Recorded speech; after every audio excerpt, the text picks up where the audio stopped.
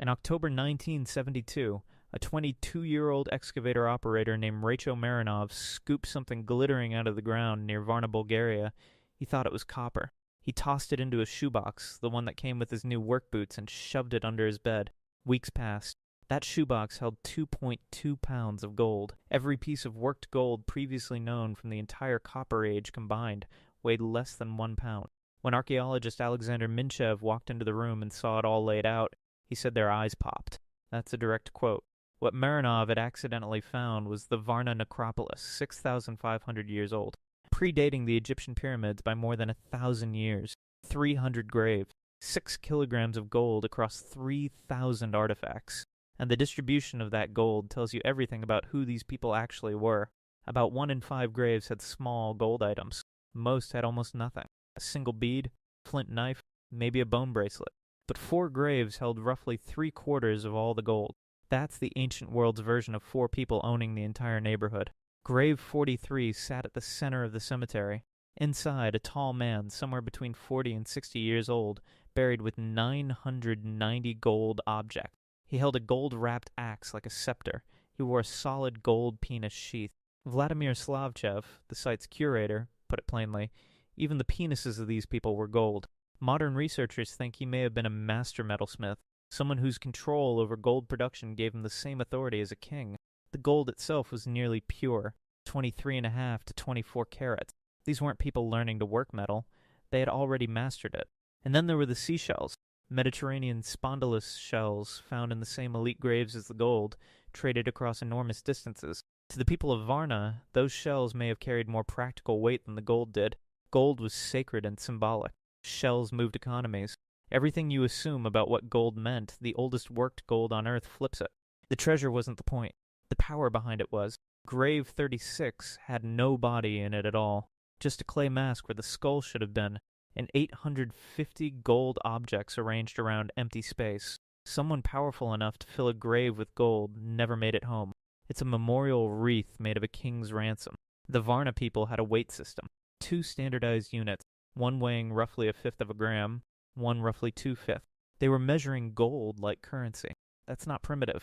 That's the same logic as a modern mint, standardized, repeatable, controlled. These people weren't guessing at value. They were engineering it. The gold almost certainly came from the Srednagora Mountains in central Bulgaria. Someone organized the mining, the transport, and the smithing across hundreds of kilometers. Obsidian blades in the graves came from volcanic regions even farther away. Rock salt likely arrived from a mine called Provadia, the oldest known salt production site in Europe. Salt, at that scale, was industrial. Whoever controlled the salt supply controlled the food chain. Same as controlling the oil fields just 6,000 years earlier. Alexander Minchev put it bluntly, this cemetery was the first nail in the coffin of communist ideology. Radical inequality, buried in the ground, 6,000 years deep. The Bulgarian government sent the gold on world tours anyway. National prestige beat ideological consistency. The treasure that disproved equality became the state's greatest trophy.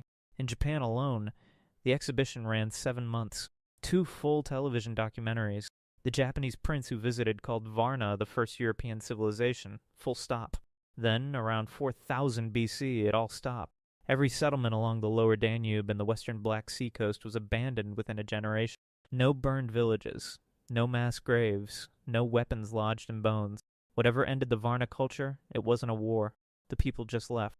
Vladimir Slavchev's best guess, the fields turned to swamps. Climate shifted. Water rose, and the land that fed them stopped working, so they walked away. About 30% of the necropolis is still in the ground. Excavations restarted in 2021, targeting full completion by 2026. Nobody knows what's left down there. 6.5 millennia of silence, and a shoebox full of boot-scuffed gold cracked it open. Whatever those final graves hold, the ground isn't finished talking. Maria Gimbutas spent decades arguing that prehistoric Europe was peaceful, egalitarian, goddess-worshipping.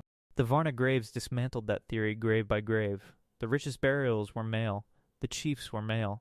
Slavchev was direct. The idea of a woman-dominated society is completely false. Gimbutas died in 1994, her theory already unraveling. She never fully reckoned with what Bulgaria had quietly dug up 20 years earlier. Sir Colin Renfrew put it plainly, nobody expected the oldest gold on Earth to surface in northeastern Bulgaria. Not Sumer. Not Egypt. Bulgaria, the Varna Museum itself sits in a converted 19th century girls' school on Maria Luisa Boulevard. The building is older than the country that built it. Inside, roughly 11 of the 13 excavated pounds of gold are on display. The rest sits in Sofia. It's like splitting the Mona Lisa between two cities.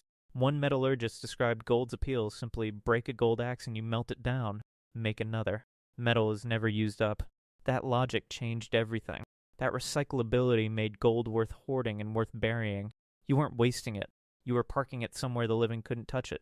A tiny gold bead recently found at Tel Unit site may actually predate Varna by a generation. The debate over who holds the oldest gold is still open.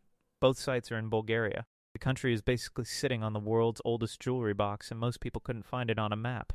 The excavation halt in 1991 was deliberate. Archaeologists left the remaining 30% untouched, waiting for better tools and cleaner methodology.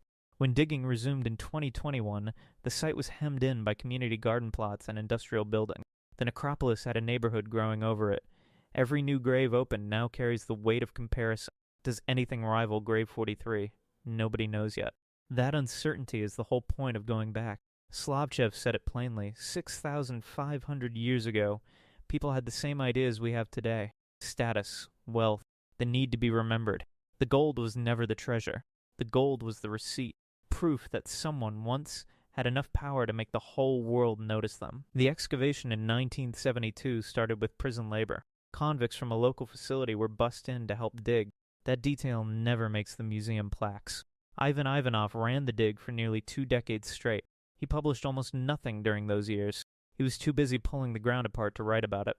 The weight of gold in Grave 43 alone, 1.5 kilograms, exceeded everything found at comparable sites worldwide across an entire 1,000-year window. Slavchev put it in writing: the Varna Cemetery's gold exceeds, by several times, the combined weight of every gold artifact found globally from the same millennium. Every site, every country. But this ancient gold sparked a legacy. It wasn't just a burial good, it became a blueprint for future kings, a dazzling testament to power that echoed for millennia. That distinction matters. A crown doesn't buy bread. It tells everyone in the room who decides who eats. The gold at Varna was doing exactly that kind of work. Yevor Boyadjiev, who directed the Tel Unit site dig, said flatly about his tiny gold bead, "It is a really important discovery, big enough to find its place in history." 2 Bulgarian sites, 2 claims. The oldest gold on Earth never left the same country. It just moved about 200 kilometers inland. The 16-inch flint blade found beside the man in Grave 43 is longer than most modern kitchen knives.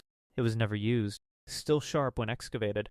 Minchev recalled that when they first found more graves beyond the original fence, the fence wasn't big enough. Nobody had imagined the cemetery could be that large. 3 of the symbolic graves held unbaked clay masks, raw, unfired, fragile. They would have dissolved in rain. Someone buried them knowing they'd be gone within a season. That impermanence was probably the point. The ritual mattered. The object was just the vehicle. Same logic as burning a wedding dress. The act outlasts the thing. The current monetary value of the gold, by raw weight, is around $180,000. A decent house in a mid-sized American city. Not a king's ransom by modern math. The ransom was never in the metal. It was in what the metal said about the person who could command it, shape it, and take it underground forever. If this story changed how you think about gold, or about what we've always assumed is valuable, share it. The ground kept this secret for 6 millennia. It deserves an audience.